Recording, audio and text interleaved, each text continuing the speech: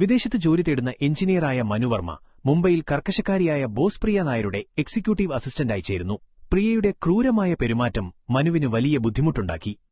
ഇന്ത്യയിൽ സ്ഥിരതാമസമാക്കാൻ പ്രിയ ഒരു വ്യാജബന്ധം ഉപയോഗിക്കാൻ ശ്രമിക്കുന്നതിന്റെ ഭാഗമായി താനും മനുവും പ്രണയത്തിലാണെന്നും വിവാഹിതരാകാൻ പോകുകയാണെന്നും കാണിച്ച് ഇമിഗ്രേഷൻ ഓഫീസർമാരെ വിശ്വസിപ്പിക്കാനായി അവർ ഒരു വർക്ക് എഗ്രിമെന്റ് ഉണ്ടാക്കി.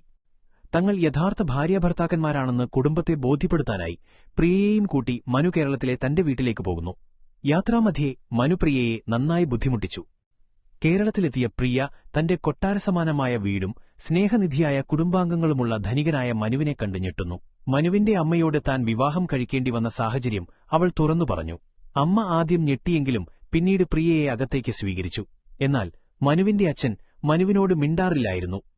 കുടുംബത്തെ ബോധ്യപ്പെടുത്താൻ വേണ്ടി മനു പ്രിയയെക്കൊണ്ട് വീട്ടിലെ ജോലികളെല്ലാം ചെയ്യിപ്പിച്ച് തന്റെ പ്രതികാരം തീർത്തു. ഈ സംഭവങ്ങളിലൂടെ പ്രിയയുടെ കർക്കശ സ്വഭാവം മാറി കുടുംബത്തോടും മനുവിനോടും അവൾക്ക് സ്നേഹം തോന്നി. ഇതോടെ മനുവിന്റെ വീട്ടുകാർ അവരെ ആചാരപ്രകാരം വിവാഹം കഴിപ്പിക്കാൻ നിർബന്ധിച്ചു. വിവാഹ ഒരുക്കങ്ങൾക്കിടെ കുടുംബത്തെ ചതിക്കുന്നതിൽ സങ്കടം തോന്നിയ പ്രിയ താൻ മനുവിന്റെ ബോസാണെന്നും വ്യാജവിവാഹത്തിന്റെ കാരണം വെളിപ്പെടുത്തി ക്ഷമാപണം പറഞ്ഞ് മുംബൈയിലേക്ക് മടങ്ങി. പ്രിയയെ പിന്തുടർന്ന് മുംബൈയിലെത്തിയ മനു ജോലി രാജിവെച്ച് അവളെ പ്രണയമറിയിച്ചു. ആദ്യം പ്രിയ അമ്പരന്നെങ്കിലും അവൾ മനുവിന്റെ പ്രണയം സ്വീകരിക്കുന്നതോടെ കഥ ശുഭകരമായി അവസാനിക്കുന്നു.